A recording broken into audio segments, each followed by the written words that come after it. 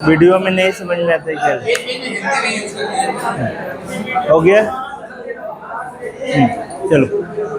हाँ बेटा, हम लोग आज हाइब्रिडाइजेशन के बारे में डिस्कस करेंगे, है ना?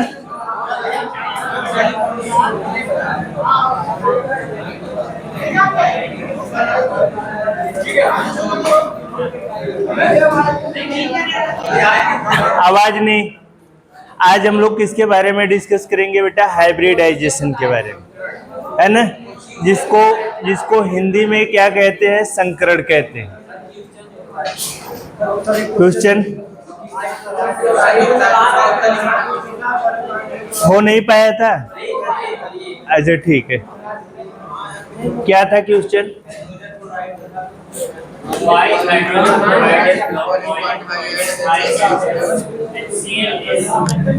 एक EHF था बेटा,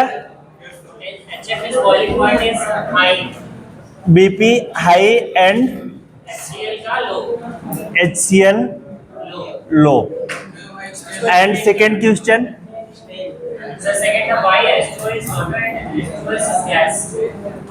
H2O is water, H2O is gas. यही ना बेटा? इतना ही था ना? और ये आपके एग्जाम के पॉइंट ऑफ व्यू से बहुत इंपॉर्टेंट क्वेश्चन है ये, है ना? खास तौर से जो हाइड्रोजन बॉन्डिंग में पूछा जाने वाला क्वेश्चन। ठीक है बेटा? आवाज नहीं तो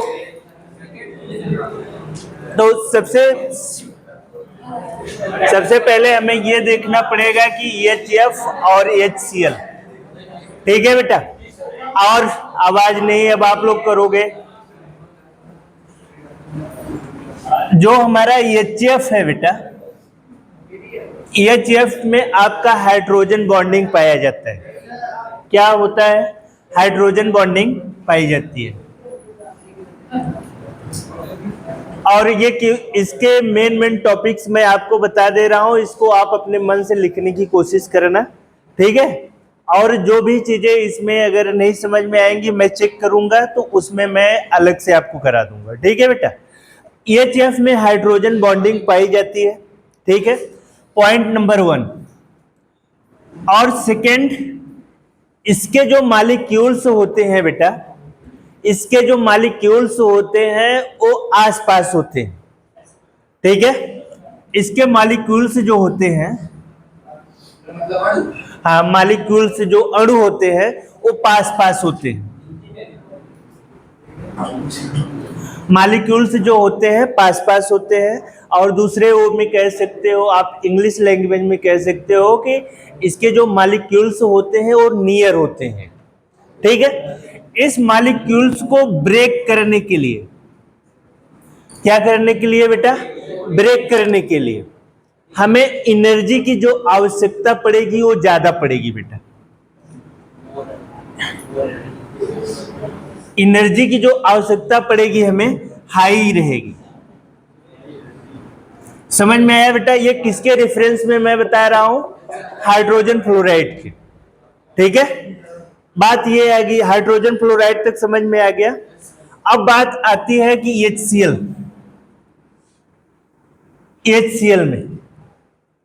HCl में बेटा आपका HCl 70% का भी फाउंड होता है, 80% का, 85% का भी, और 80% का भी फाउंड होता है।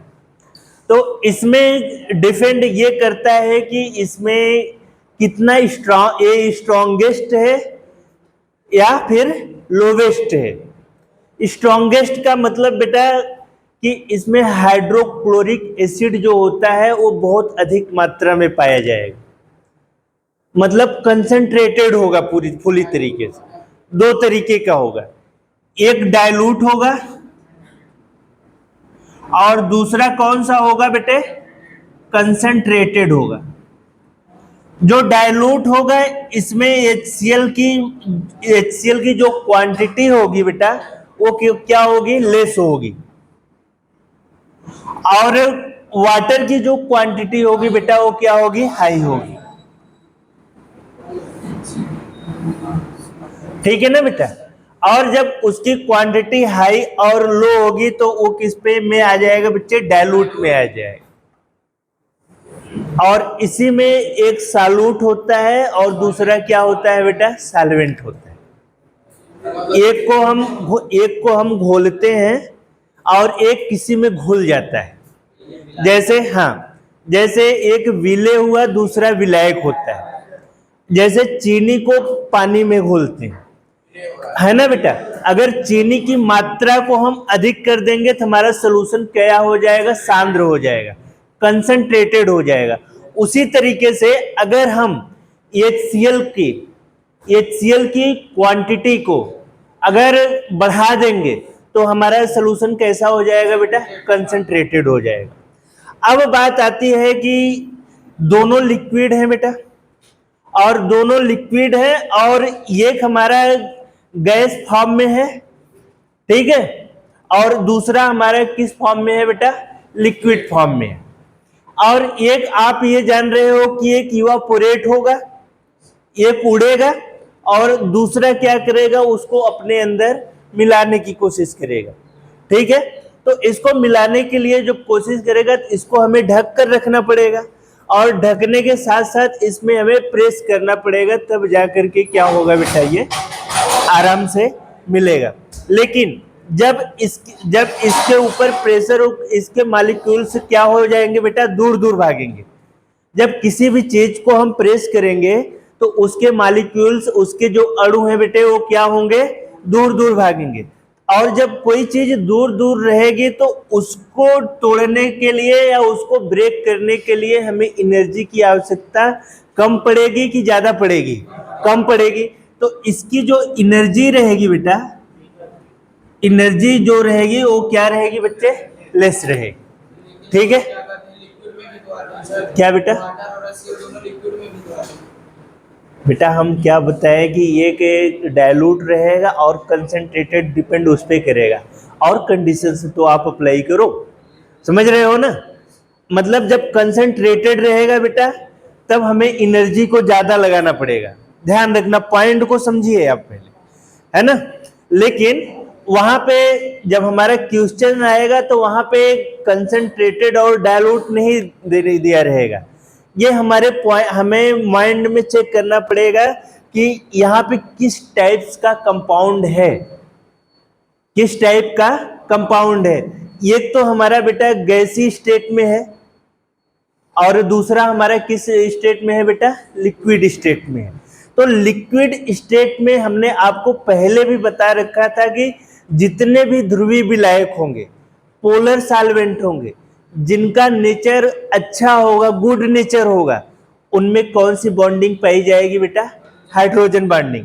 और बच्चे इनकी जो बॉइलिंग पॉइंट होगी, पोलर सॉल्वेंट की बात हम कर रहे हैं, विलायक की बात, ध्रुवीय विलायक, उनकी बॉइलिंग पॉइंट क्या होगी बेटा, काफी हाई होगी, समझ रहे हो ना बेटा।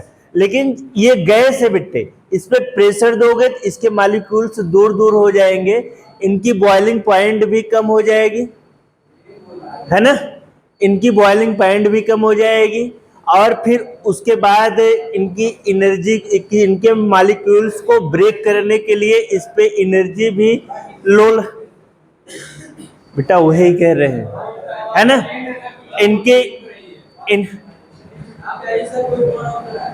क्या चीज, क्या आवाज कर रहा है,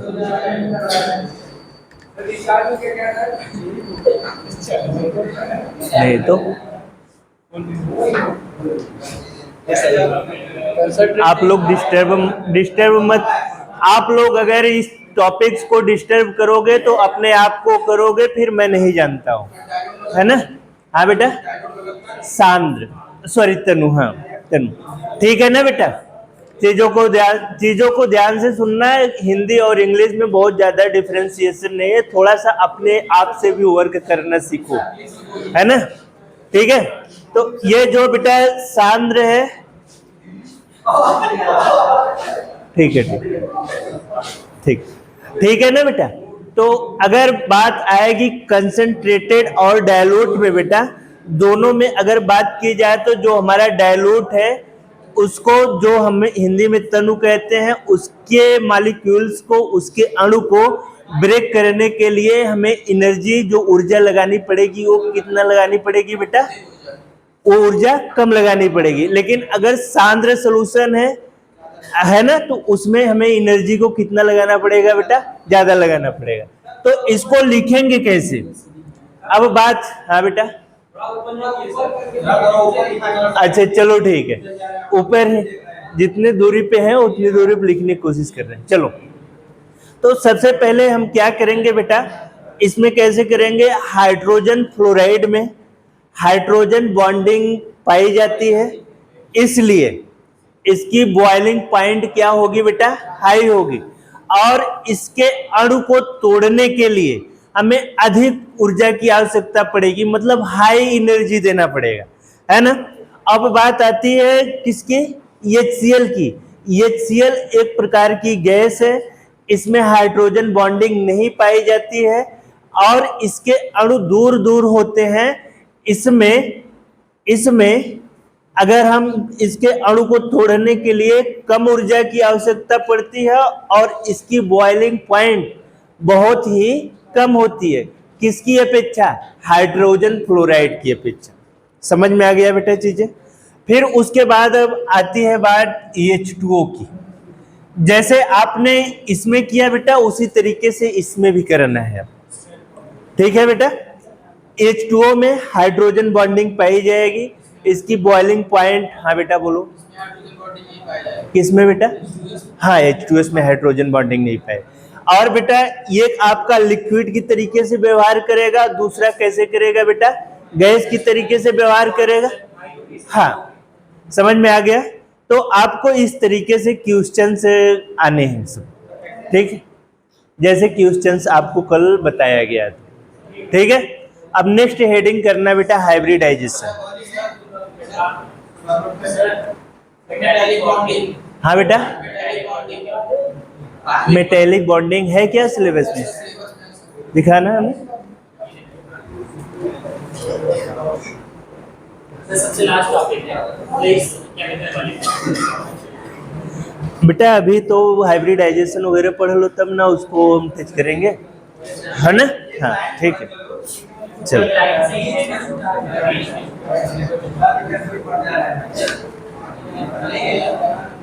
इसको हम इरेज कर दें बेटा, इसको इरेज कर दें।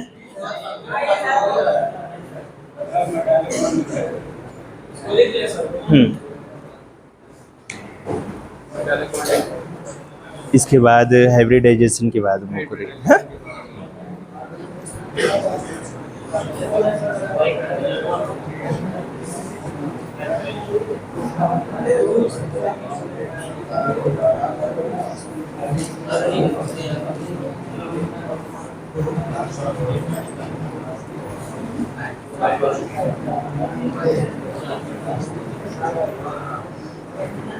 हो गया बेटा?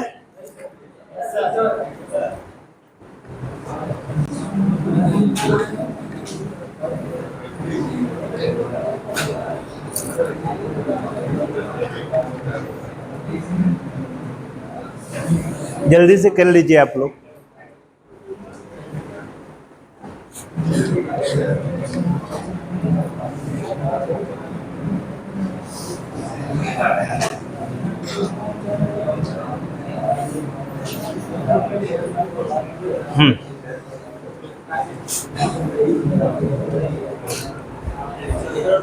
हाँ संक्रमण।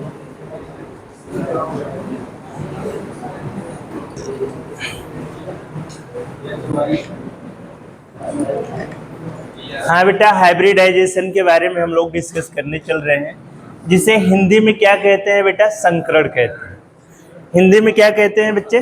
संकरण कहते हैं। आप ये जान लो बेटा, जैसे आपने CH4 लिया, पहले आप लोग समझ लीजिए, फिर उसके बाद ऐसे ऐसे ट्रिक्स हैं, ऐसे ऐसे फार्मूले हैं कि उसके स्ट्रक्चर के बेस्ड पे, उसके लोन पेयर ऑफ इलेक्ट्रॉन, और फिर उसके बाद जो सिग्मा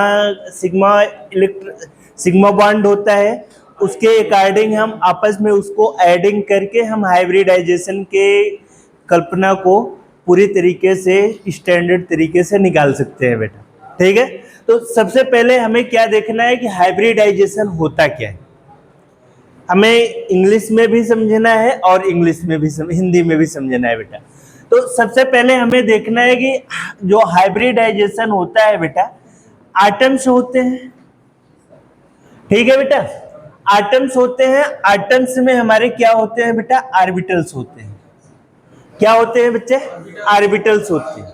जैसे जैसे मान लो बेटा, इसमें ऑर्बिटल से सभी लोग ध्यान रखना कि एटम्स को परमाणु कहते हैं। छोटी छोटी चीजों को बेटा आप लोग ये मत सोचना कि सारी चीजें सर हिंदी में वो करेंगे। आप लोगों का जो स्टैंडर्ड बढ़ रहा है इंग्लिश का बेटा, बहुत ही, अगर इंग्लिश नहीं जानोगे तो लास्ट में किसी भी एग्जाम में बैठोगे बहुत ही दिक्कत होगी। इसलिए किसी भी चीज को टैकल करने के लिए बेटा अभी से उसको हथियार अपना तेज करके रखो, है ना। ये नहीं कि हमने सारी, एक बार कोई चीजें अगर आपको हिंदी में बता दी जाती हैं तो उसकी अपेक्षा ये मत किया करो कि बार बार उसको चीज को अपने मन से, अगर अपने मन से रास्ते को आप बनाओगे तो आपको जानकारी रहेगी। लेकिन अगर आप दूसरे के पथ पर डिपेंड रहोगे बेटा तो बहुत दिक्कत होगी आपको। कब तक किसी के ऊपर डिपेंड रहना, समझ लीजिए घातक की निशानी होती है। चलो बेटा, एक हमारा एटम्स है बेटा और इसमें ऑर्बिटल्स हैं। ठीक है, और यही ऑर्बिटल्स मिल करके, एक ऑर्बिटल्स जब दूसरे ऑर्बिटल से मिलते हैं, ठीक है बेटा, एटम्स के ध्यान रखना है, एक एटम्स के ऑर्बिटल जब दूसरे एटम के ऑर्बिटल से मिलते हैं, ठीक है ना बेटा, ऑर्बिटल्स से मिलते हैं, तो इस दोनों के मिलने से हाइब्रिड ऑर्बिटल का निर्माण होता है।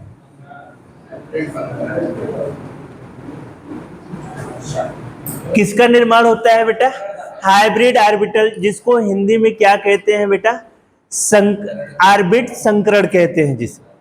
ठीक है बेटे, हाइब्रिड ऑर्बिटल का निर्माण होता है और इनकी जो एनर्जी होती है बेटा, एनर्जी होती है वो क्या होती है, इसकी और इसकी क्या होती है बच्चे, इक्वल होती है। क्या होती है बच्चे, इक्वल होती है।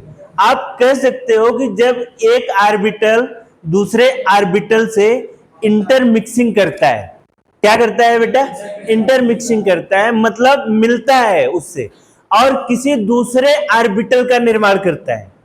क्या बेटा, किसी दूसरे ऑर्बिटल का निर्माण करता है, जिसे हाइब्रिड ऑर्बिटल्स कहते हैं, है ना बेटा, जिसे क्या कहते हैं बच्चे, हाइब्रिड ऑर्बिटल कहते हैं। और इस फिनोमेना को, इस प्रक्रिया को क्या बोलते हैं बेटा, हाइब्रिडाइजेशन कहते हैं।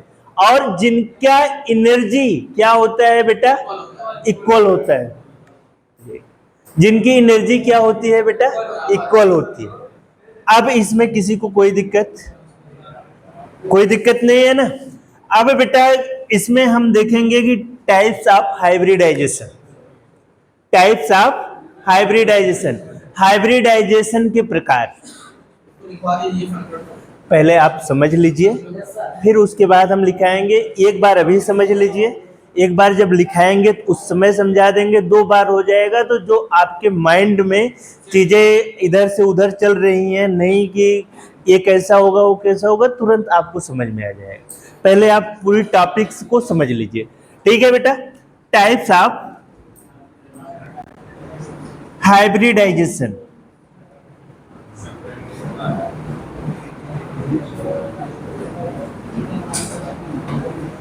क्या कह सकते हो बेटा, संकरण के प्रकार। ठीक है बच्चे, क्या, संकरण के प्रकार। सबसे पहले हमारा बेटा जो होगा sp3 हाइब्रिडाइजेशन, ठीक है बेटे, और फिर उसके बाद sp2 हाइब्रिडाइजेशन, ध्यान रखना, और फिर उसके बाद sp हाइब्रिडाइजेशन। और इसके आगे जैसे जैसे आप कक्षक को, जैसे जैसे ऑर्बिटल्स को बेटा बढ़ाते जाओगे, वैसे वैसे ही इनका नेम क्या होता जाएगा बेटा, बढ़ता जाएगा। लेकिन हमको केवल 3 ही टाइप्स का पढ़ना है, ज्यादा से ज्यादा ESP3D का हम पढ़ सकते हैं बेटा, ठीक है ना बेटा। और ये ESP3D इसके ऊपर रहेगा, और क्रम से कहोगे ESP, ESP2, ESP3, ESP3D, ठीक है बेटा। D2, D3, जैसे जैसे हम ऑर्बिटल्स के नंबर से बढ़ाते जाएंगे वैसे वैसे हमारा हाइब्रिड ऑर्बिटल्स क्या होता जाएगा बेटा, बढ़ता जाएगा, ठीक है बेटा। चलिए हम आप सबसे पहले हम चलते हैं ESP3 हाइब्रिडाइजेशन के बारे में बात करते हैं। ESP3 हाइब्रिडाइजेशन क्या होता है बेटा, एक s ऑर्बिटल, 1 s ऑर्बिटल, ठीक है बेटा, ध्यान रखना, 1 s ऑर्बिटल मतलब एक s ऑर्बिटल लेंगे और तीन क्या लेंगे बेटा, 3p ऑर्बिटल्स। जब इनकी इंटरमिक्सिंग होगी, है ना बेटा, जब ये आपस में मिलेंगे, जब इनकी इंटरमिक्सिंग होगी, इनके इंटरमिक्सिंग से एक नया क्या तैयार होगा, हाइब्रिड ऑर्बिटल तैयार होगा। लेकिन उसकी संख्या कितनी होगी बेटा, 4 होगी ना, 3 है ये है और एक ये है, 3 और 1 कितना हो जाएगा बेटा, 4 हो जाएगा। तो इसी को हम क्या कहेंगे बेटा, हाइब्रिड ऑर्बिटल, हाइब्रिड ऑर्बिटल्स। अब एक चीज ध्यान रखना बेटा, हमने आपको 2 चीजें पढ़ाई थी, एक ग्राउंड स्टेट पढ़ाया था, दूसरा एक्साइटेड स्टेट पढ़ाया था कि नहीं पढ़ाया था, एक उच्च ऊर्जा स्तर और एक निम्न ऊर्जा स्तर। और ये चीजें कब पढ़ाई थी, बोहर्स मॉडल में पढ़ाई थी। अगर आपको याद होगा बेटा तो E2 माइनस E1 एक किसके बराबर हो जाता है बेटा, डेल्टा E के बराबर होता है। वहां पे बताया था कि नहीं बेटा, बताया था ना बेटा। और जब नीचे से इलेक्ट्रॉन को एनर्जी मिलती है तो E1 से वो छलांग लगा के कहाँ चला जाता है बेटा, E2 में चला जाता है, और वो कुछ सेकंड तक रहता है। उसके बाद फिर उसके बाद जब अपनी कक्षा में आता है तो वो ऊर्जा का उत्सर्जन करते हुए आता है, मतलब इमिट करते हुए आता है बेटा। इतना चीजें हमने आपको बताया था पिछली क्लास में, और ये कहाँ पे याद है बेटा, बोहर्स मॉडल में हमने बताया था, याद, हाँ। तो क्या होता है बेटा कि यस ऑर्बिटल की जो एनर्जी होगी, ध्यान रखना बेटा, यस ऑर्बिटल की जो एनर्जी होगी वो E1 होगी, क्या होगी बच्चे, E1 होगी। और p ऑर्बिटल की जो एनर्जी होगी बेटा वो क्या होगी, E2 होगी, ठीक है बेटा। ये इसका ग्राउंड स्टेट है। ग्राउंड स्टेट को बेटा हिंदी में कहते हैं निम्न ऊर्जा स्तर। क्या हुआ, बच्चे बीमार हैं क्या? कोई बच्चे बाहर ही है,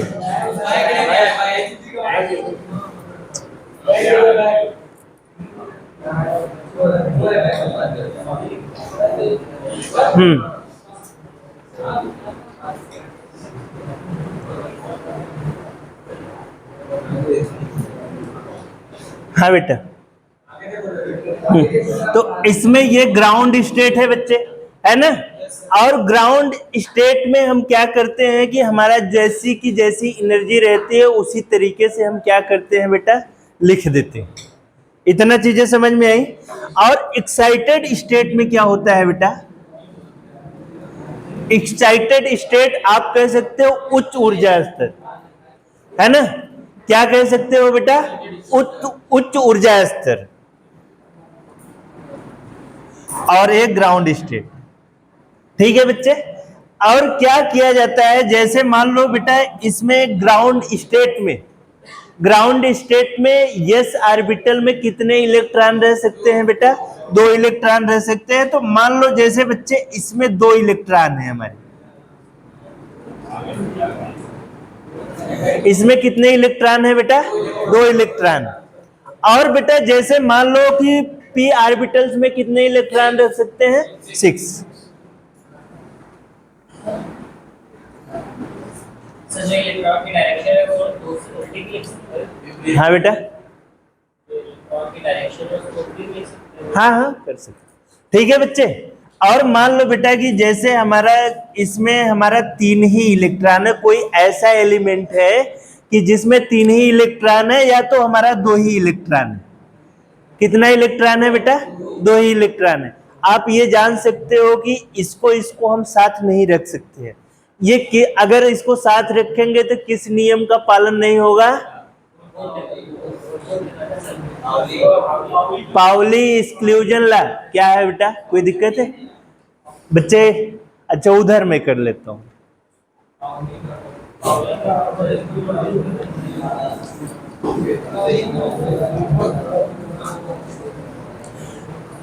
हाँ बेटा, तो क्या होता है बेटा, जब एक्साइटेड स्टेट में आता है तो यहाँ का एक इलेक्ट्रॉन इसमें चला जाता है।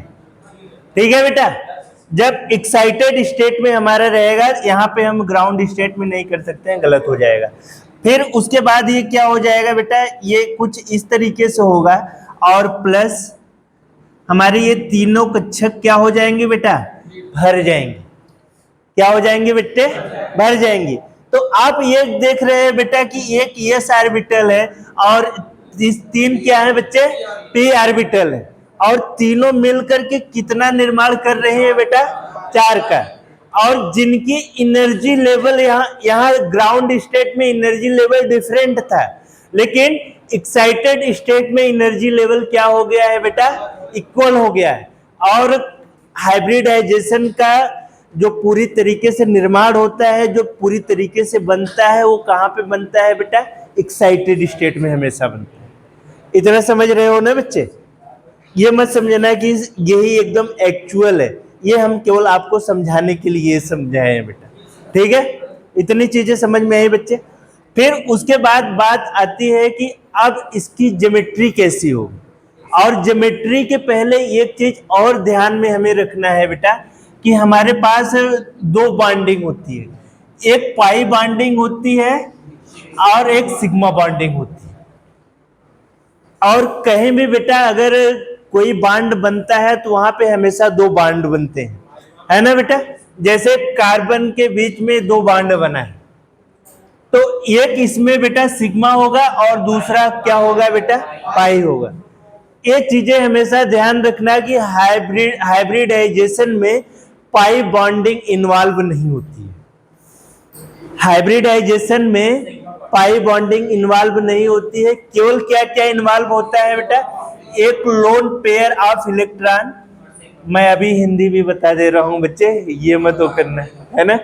लोन पेयर का मतलब बेटा होता है 2 इलेक्ट्रॉन, है ना? जैसे आपके जूता पहनते हो ना, वो पेयर में होता है ना? आप अपने दोनों को एक पेयर कह सकते हो, जोड़ा नहीं, एक पेयर कह सकते हो, है ना? तो उसी तरीके से बेटा ये लोन पेयर। और कौन कौन से इन्वॉल्व होते हैं बेटा हाइब्रिडाइजेशन में? लोन पेयर ऑफ इलेक्ट्रॉन और प्लस और क्या होता है बेटा? Sigma bonding. Sigma bonding. और बेटा इसी दोनों को हम जब जोड़ लेते हैं तो जितना आता है वही उसका क्या डिसाइड करता है? ज्योमेट्री डिसाइड करता है।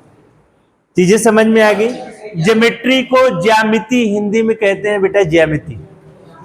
और ज्यामिति को डिसाइड करने के लिए हमारे पास क्या क्या होना चाहिए बेटा? लोन पेयर ऑफ इलेक्ट्रॉन होना चाहिए और दूसरी क्या होनी चाहिए बेटा? Sigma bonding.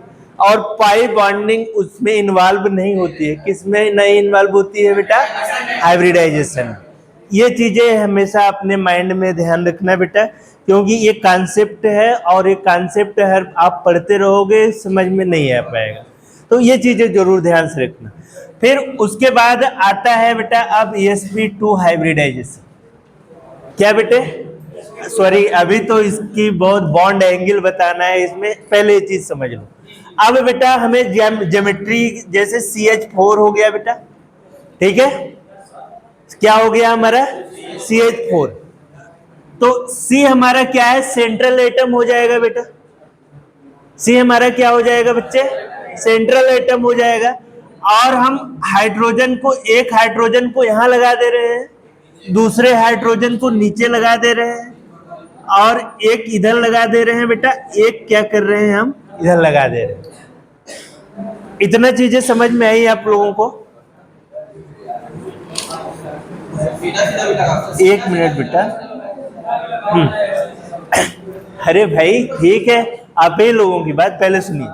तो इसको क्या हम इस तरीके से कर सकते हैं बेटा,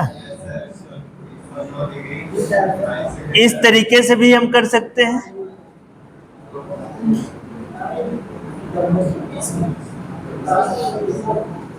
इस तरीके से, ये नहीं समझ में है, चलो हाँ वही बता रहा। जैसे बेटा हमारा कार्बन हमारा सेंट्रल एटम, ठीक है, कार्बन हमारा सेंट्रल एटम है। तो अब हमें इसका क्या, हमें इसकी शेप के बारे में, इसकी ज्योमेट्री के बारे में ध्यान रखें। इसकी क्या हमें बनाना है बेटा, ज्योमेट्री बनाना है। तो हमें क्या करना है, हमें ज्योमेट्री को ध्यान में रखते हुए और इसके बॉन्ड एंगल को भी ध्यान में रखते हुए हाइड्रोजन को हमें सेपरेट करना है विद बॉन्ड के साथ, है ना बेटा। तो एक हाइड्रोजन हम शीर्ष पे रखेंगे एपेक्स पर, और दूसरा हाइड्रोजन हम बिलो रखेंगे बेटा। इतना चीजें समझ में आई। और एक हाइड्रोजन हम इस सीध में रख सकते हैं, ठीक है, दूसरा हाइड्रोजन हम इस सीध में रख सकते हैं, और इसी चीज को ऐसे भी बना सकते हैं। ये इसका स्ट्रक्चर हो गया बेटा, ये इसकी संरचना हो गई और ये इसकी ज्योमेट्री हो गई। समझ रहे हो ना बेटा? नहीं समझ में है? इसको हम कहते हैं संरचना, इसको कहते हैं बॉन्ड किसी चीज को। जैसे ये CH4 है बेटा, CH4 कार्बन जो हाइड्रोजन से ऐड होता है वो सिंगल बॉन्ड के साथ ऐड होता है, ठीक है बेटा। तो हम ये कह सकते हैं कि ये इसका स्ट्रक्चर है, लेकिन जब बात ज्योमेट्री की आएगी तो हाइड्रोजन को हम इस तरीके से सेपरेट करेंगे बेटा, ठीक है। तो अब इसको इस तरीके से सेपरेट कर ले रहे हो, तो इसका स्ट्रक्चर कैसे आ रहा है बेटा, इसका, हाँ बेटा, हाँ ये कैसे पता चलेगा, हमारे पास बॉन्ड एंगल होता है ना बेटा। बॉन्ड एंगल अगर देखा जाए तो इसका 109 डिग्री होता है, 109 डिग्री और 28 मिनट। हाँ बेटा, है फार्मूला, उसको जब हम एक्सप्लेनेशन कराएंगे तो वहां पे पहले, हाँ है सूत्र, है ना बेटा। क्या चीज बेटा, इसका बॉन्ड एंगल है, यहां से ये बॉन्ड एंगल जिसे बोलते। हमने आपको क्या क्या बताया, हाइब्रिडाइजेशन कैसे पहचान करोगे आप, और फिर उसके बाद इसकी ज्योमेट्री कैसे पहचान करोगे, है ना बेटा। और फिर उसके बाद कैसे ये पता करोगे कि इसमें क्या क्या इन्वॉल्व होते हैं, और इसकी ज्योमेट्री को निकालने के लिए सबसे पहले हमें किस चीज का ध्यान रखना पड़ेगा बेटा, उसकी स्ट्रक्चर को। और एक मिनट, और उसके स्ट्रक्चर को बेटा हमें पहचान करने के लिए सबसे पहले स्ट्रक्चर बनाएंगे, और उसमें अगर हमारा डबल बॉन्ड होगा तो एक सिग्मा होगा, दूसरा पाई होगा बेटा। हमारा सिग्मा बॉन्डिंग हाइब्रिडाइजेशन में इन्वॉल्व होता है, पार्टिसिपेट करता है, ठीक है बेटा, ध्यान रखना सभी लोग। और फिर उसके बाद पाई बॉन्डिंग इन्वॉल्व नहीं होती है, लोन पेयर ऑफ इलेक्ट्रॉन बेटा हमारा इन्वॉल्व होता है, ठीक है बच्चे। एक एग्जांपल आप और देख लो। हाँ बच्चे, जिस चीज का आएगा हम उसी चीज का बताएंगे बेटा, जो चीज आपके सिलेबस में नहीं है उसको हम नहीं टच करेंगे, ठीक है। जैसे कोई ऐसा देख लो कि लोन पेयर ऑफ इलेक्ट्रॉन का, जैसे बेटा अमोनिया है,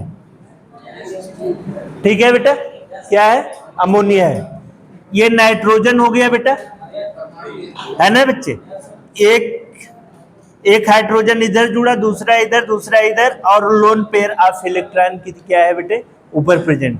हमने कहा बेटा लोन पेयर ऑफ इलेक्ट्रॉन कितने हैं बच्चे हमारे, लोन पेयर ऑफ इलेक्ट्रॉन कितना है, एक है, 1, और प्लस है सिग्मा बॉन्डिंग कितनी है बेटा, 3, मतलब 4 आया। और 4 का मतलब क्या हो गया बेटा, कौन सा हाइब्रिडाइजेशन होगा बच्चे, sp3, sp3d होगा, sp3d होगा। हमने अभी तक क्या बताया है आप बताइए, ये केएस ऑर्बिटल होगा और तीन पी ऑर्बिटल होंगे और इंटर मिक्सिंग करके 4 ऑर्बिटल बताएंगे। वही तो बता रहा हूँ बेटा कब से।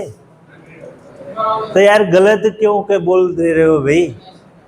हाँ बेटा, अभी समझ में आ गया? चलो अब बेटा एक H2O में देख लो आप लोग।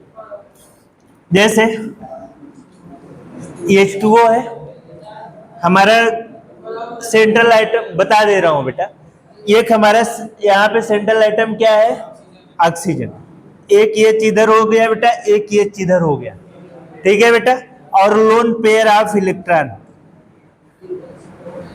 कितना?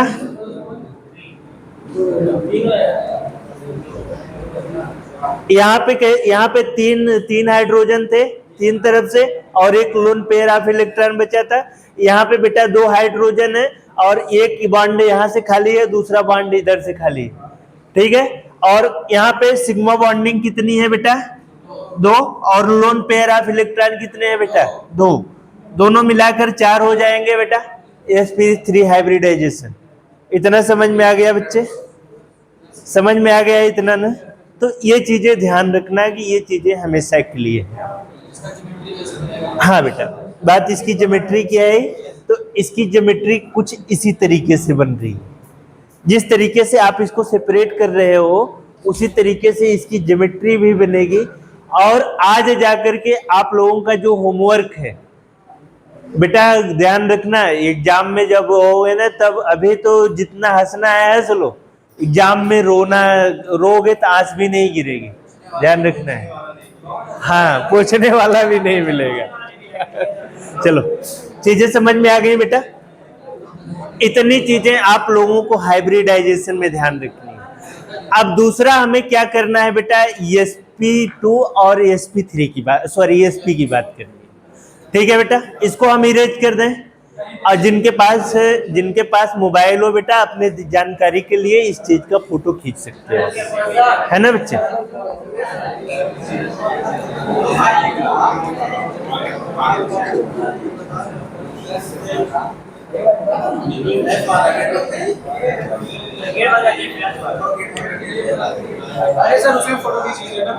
ठीक ए बेटा, चलो उधर चलो, आयो आगे एकदम। हाँ चलो बेटा, इसको अब हम इरेज कर रहे हैं। अब बस करिए आप लोग।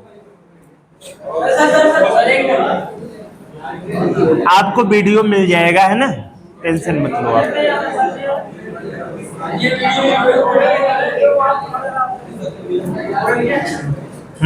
आवाज नहीं।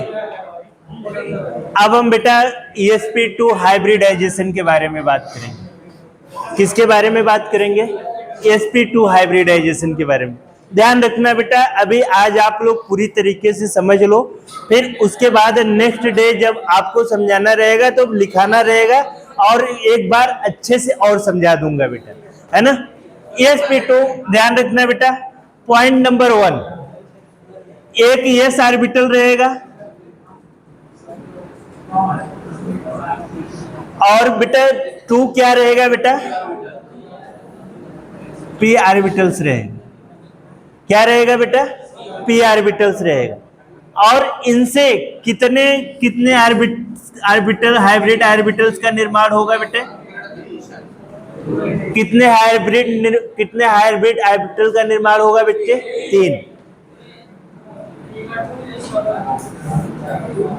और इस प्रोसेस को हम क्या बोलेंगे बेटा? sp2 हाइब्रिडाइजेशन, है ना बेटा, हिंदी में। और इंग्लिश इसको हम क्या बोल देंगे बेटे? sp2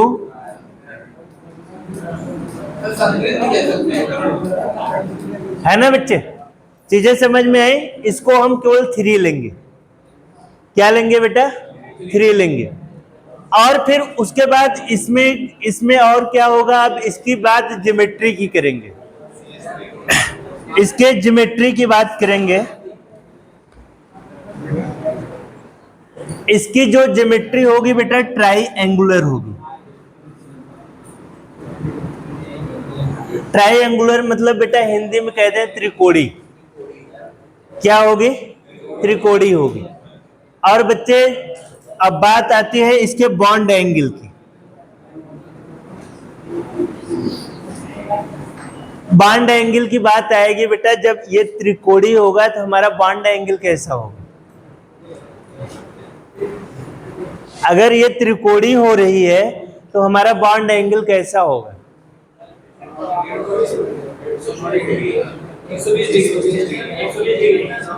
120 कौन बता रहे हैं? बहुत अच्छे। हाँ,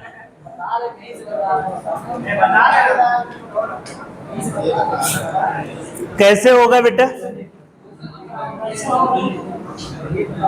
हमारा बच्चे ये कोई सेंट्रल आइटम होगा, ठीक है, और आप ये कह सकते हो कि कोई बॉन्ड इधर से बना रहा है, कोई बॉन्ड इधर से बना रहा है, तो ये तीनों तीन तरफ से हो जाएंगे। त्रिकोणीय हो रही है कि नहीं हो रही है? और इसकी बॉन्ड एंगल क्या आपने बताया बेटे? 120 डिग्री। कितना होगा बेटे बॉन्ड एंगल? 120 डिग्री। ठीक है बेटा। अब इसका एग्जाम्पल हम लेकर समझाएंगे तो और समझ में आएगा। एग्जाम्पल्स में इसका देख लो बच्चे, एग्जाम्पल्स में क्या है इसका, जैसे BF3 है,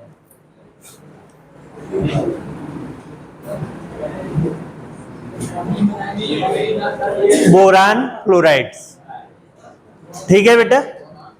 और बोरान का बेटा एटॉमिक नंबर कितना होता है? बोरान का, और बेरिलियम का कितना होता है? बेरिलियम का कितना होता है? और बोरान का कितना होता है? 5। और फिर उसके बाद बेटा फ्लोरीन का कितना होता है? 9। इतना चीजें समझ में आ रही। और सबसे पहले बच्चे इसमें क्या होगा? 1s2 2s2 2p1, यही होगा ना बेटा। और फिर उसके बाद इसका क्या होगा? इसके लास्ट में कितना आएगा? 1s2 2s2 2p5। इतना आ रहा है ना बेटा। अब आप देखो कि P में कितने ऑर्बिट्स होते हैं, कितने ऑर्बिटल्स होते हैं? कितने ऑर्बिटल्स होते हैं बेटा?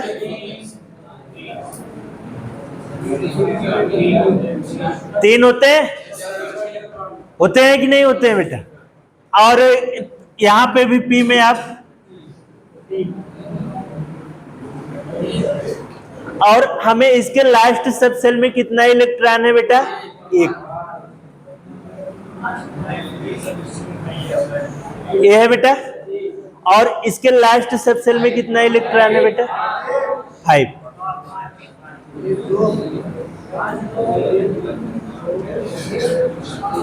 हो गया? कितने इलेक्ट्रॉन हुए बेटा? 5। दोनों को मिला के कितना हुआ बेटा?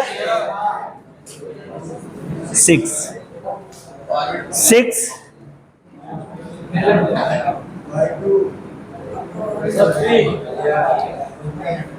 अगर हम उस करते क्या है, इसको एक चीज और ध्यान रखना, ये फार्मूला जो मैं बताने चल रहा हूं बेटा, ये फार्मूला आप sp3 में भी अप्लाई कर सकते हो, लेकिन आपको कंडीशंस उस पे रहेगी कि आपको कॉन्फ़िगरेशन कंप्लीटली तरीके से आना चाहिए।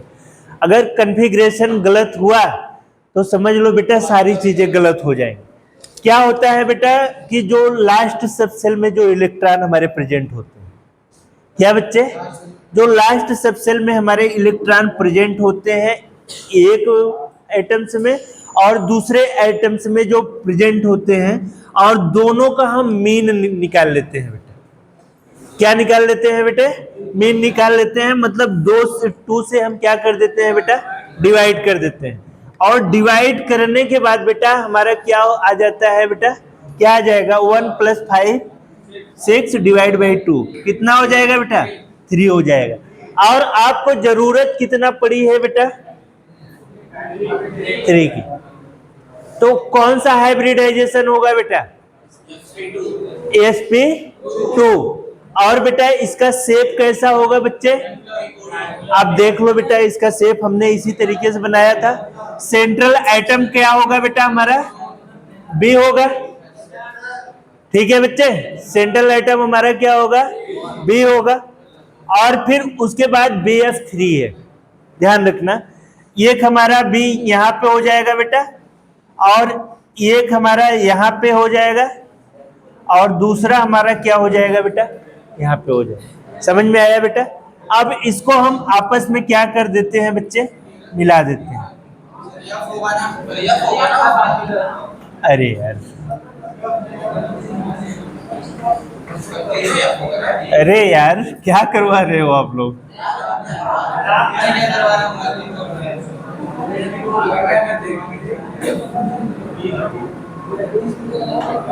ठीक है बेटा, समझ में आ गया आप लोगों को?